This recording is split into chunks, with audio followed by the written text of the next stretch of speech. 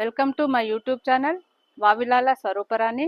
ఈరోజు నా నా వీడియోలో మీకు వివాహ వ్యవస్థ, దానికి జ్యోతిష్ శాస్త్రము ఏ విధంగా మనము ఉపయోగపడుతుంది అనే విషయాల గురించి తెలియజేయడం జరుగుతుంది. ముఖ్యంగా ఇంతకుముందు మీకు 27 నక్షత్రాలు, 3 కూటములు, 9 తారాబలాలు, అందులో మంచి తారాబలాలు, పనికిరాని తారాబలాల గురించి కూడా వివరించడం జరిగింది. మీరు ఆ వీడియోలు చూడనట్లయితే ఒక్కసారి ఆ వీడియోలు చూడండి, మీకు బేసిక్ నాలెడ్జ్ తెలుస్తుంది. ఇప్పుడు ఈరోజు మనకు 27 నక్షత్రాలు పార్ట్స్ కనుక చూసినట్లయితే 36 నక్షత్రాల కిందికి వస్తవి. ముఖ్యంగా వివాహ వ్యవస్థలో జ్యోతిష్ శాస్త్రం యొక్క ప్రాముఖ్యత చాలా ఉన్నది. జాతకాలు కలవకపోతే మనము మ్యారేజ్కి అయితే ముందుకు వెళ్ళడం జరుగుతలేదు. పూర్వం నుంచి కూడా మన పెద్దలు జాతకాలను చూసి వివాహ వ్యవస్థను ఏర్పాటు చేసిండ్రు.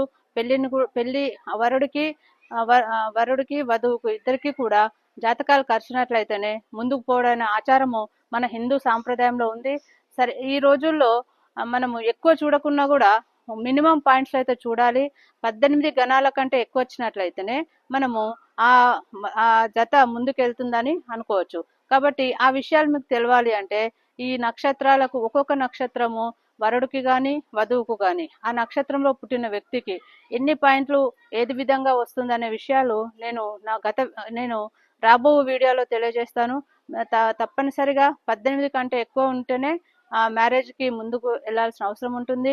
18 పాయింట్ల కంటే తక్కువ వస్తే మనము ఆ మ్యాచ్కి రిజెక్ట్ చేయడానికి ఉంటుంది. తప్పనిసరి పరిస్థితులు అయితేనే, పూర్వం అయితే వధువు యొక్క నామంను పేరును మార్చేవారు. అలా తప్పనిసరి పరిస్థితుల్లో మార్చాలి. కానీ మనకు తప్పనిసరిగా అవసరం లేదు అనుకున్నప్పుడు మాత్రము నక్షత్రాలకు ఎన్ని గణములు వస్తే మ్యారేజ్ సక్సెస్ అవుతుందనే విషయాన్ని గమనించి ఆ విషయాలు తెలుసుకోండి.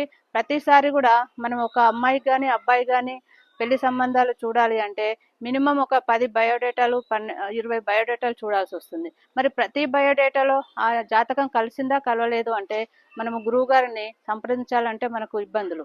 కాబట్టి మనము కలిసిందా కలవలేదనే విషయము మీరు కొంత అవగాహన నేర్చుకున్నట్లయితే మీరే మీ కుటుంబంలో ఎవరికైనా వధువు వరుడు ఉన్నట్లయితే మీరు స్వయంగా కలిసిందా లేదా అనే విషయం తెలుసుకోవచ్చు నా వీడియోల ద్వారా.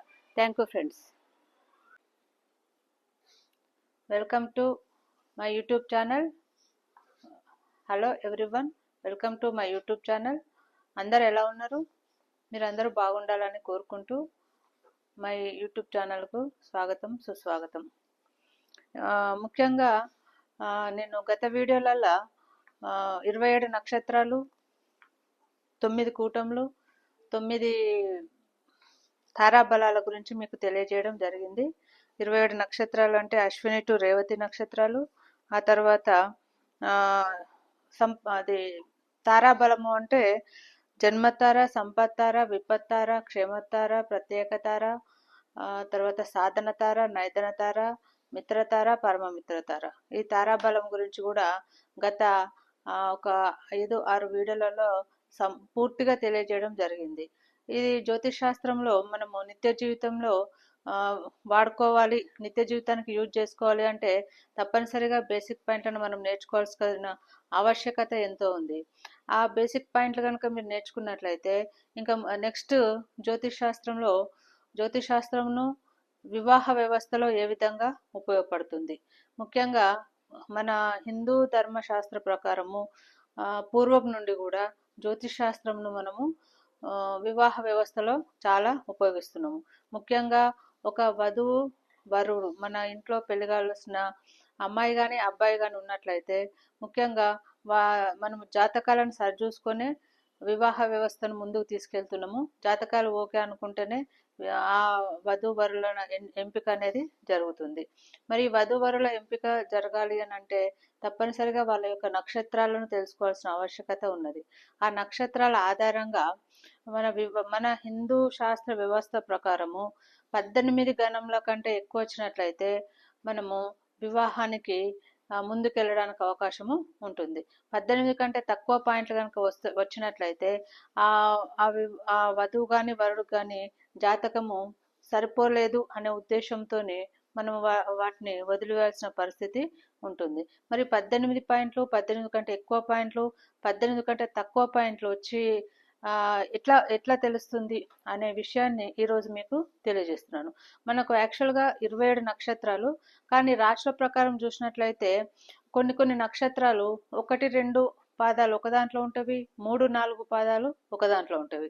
ఆ ప్రకారం చూసినట్లయితే మొత్తము వివాహ వ్యవస్థలో చేయాలంటే 36 కిందికి వెళ్లాల్సి వస్తుంది. 36 నక్షత్రాల కిందికి వెళ్లాల్సిన పరిస్థితి వచ్చింది.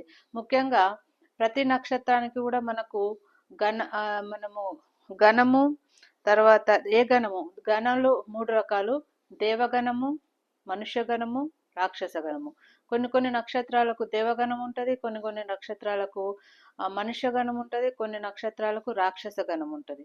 అదేవిధంగా నాడిలు కూడా 3 రకాలు: ఆది నాడి, మధ్య నాడి, అంత్యనాడి.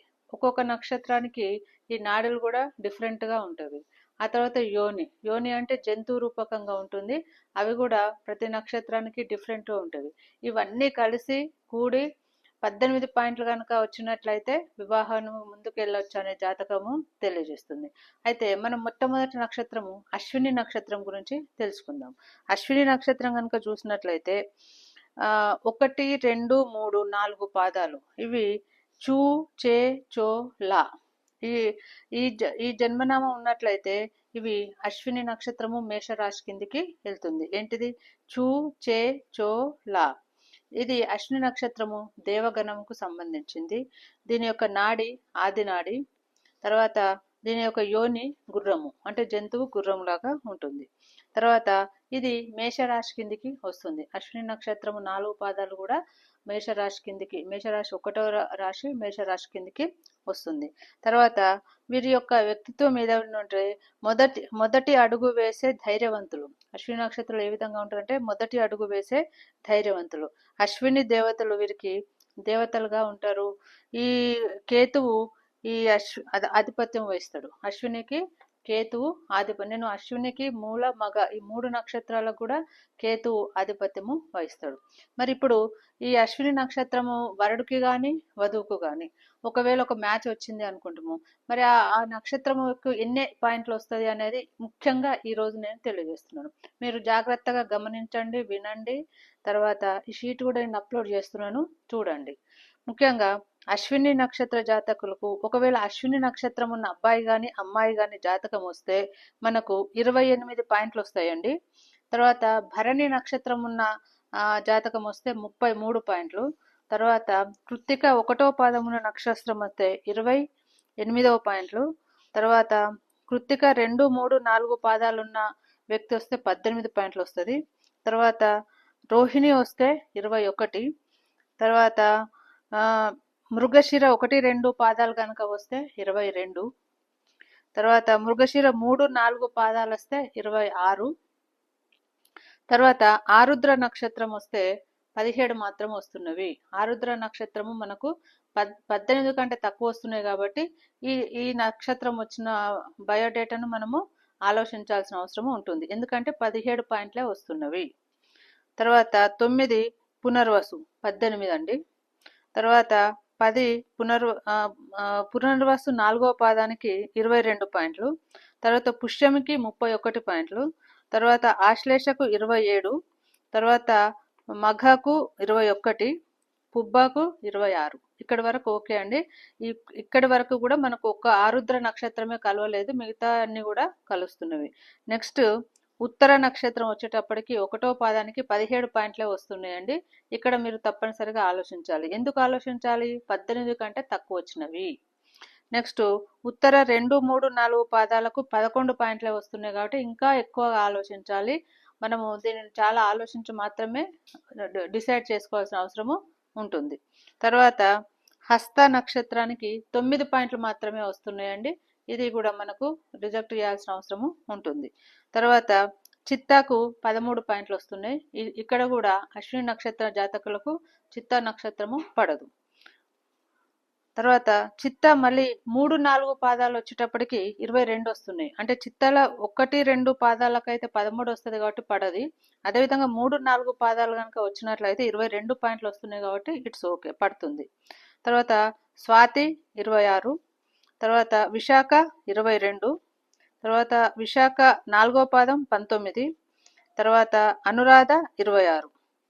నెక్స్ట్ జ్యేష్ఠ నక్షత్రం. జ్యేష్ఠ నక్షత్రం వచ్చేటప్పటికి 15 పాయింట్లే వస్తున్నాయి కాబట్టి జ్యేష్ఠ నక్షత్రము అశ్విని నక్షత్ర జాతకులకు పడదు వివాహ వ్యవస్థలో, కాబట్టి ఆలోచించాలి.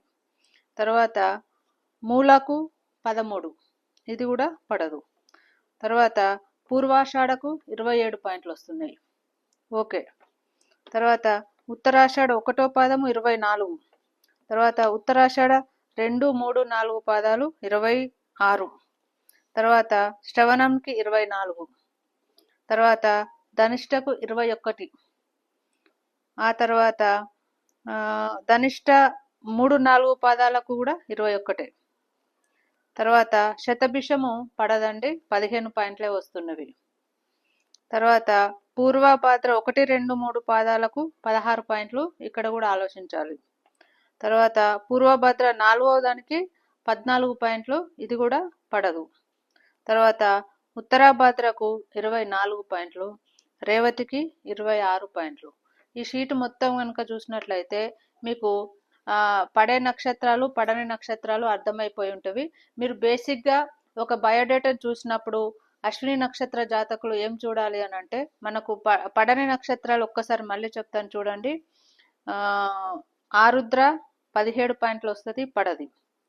తర్వాత ఉత్తర 1వ పాదం 17 పాయింట్లు, పడదు. తర్వాత ఉత్తర 2, 3, 4 పాదాలు 11 పాయింట్లు, పడదు. తర్వాత హస్త 9 పాయింట్లు, పడదండి. తర్వాత చిత్త 1, 2 పాదాలు 13 పాయింట్లు, ఇది కూడా పడదు. నెక్స్ట్ జ్యేష్ఠ నక్షత్రంకి 15 పాయింట్లు, ఇది కూడా పడదు. తర్వాత మూల నక్షత్రానికి 13 పాయింట్లు, ఇది కూడా పడదు. తర్వాత శతభిషకు 15 పాయింట్లు అండి, ఇది కూడా పడదండి. తర్వాత పూర్వభద్ర 1, 2, 3 పాదాలకు 16, ఈ నక్షత్రం కూడా పడదు. తర్వాత పూర్వభద్ర 4వ పదాన్ని కూడా 14 పాయింట్లు, ఇది కూడా పడదు. ఈ నక్షత్రాలన్నీ 18 కంటే తక్కువ వచ్చినాయి కాబట్టి మనకు పడవు. 18 కంటే ఎక్కువ వచ్చినాయి అన్నిటి కూడా పడతవి. ఇవి బేసికల్గా ఒక వివాహ వ్యవస్థకు ఒక బయోడేటా వచ్చినప్పుడు మనం ఇట్లా చూసుకొని జాతకం 18 కంటే ఎక్కువ వచ్చినాయి అంటే ఒక 50 to 80% ఓకే అనుకోవాల్సి వస్తుందండి. ఇంకా డీప్గా పోవాలనంటే ఇంకా కొన్ని పాయింట్స్ ఉన్నవి, అది మీకు లాస్ట్ వీడియోలో నేను తెలియజేస్తాను. ముఖ్యంగా ఈరోజు అశ్విని నక్షత్ర జాతకులకు ఈ లిస్టును మీరు గమనించండి, గుర్తుపెట్టుకోండి.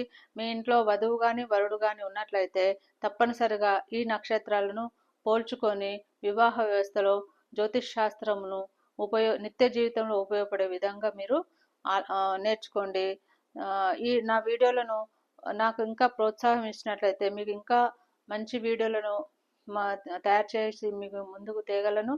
తప్పకుండా నా ఛానల్ని సబ్స్క్రైబ్ చేయండి, లైక్ చేయండి, షేర్ చేయండి మరియు బెల్ ఐకాన్ను ప్రెస్ చేయండి. Thank you friends.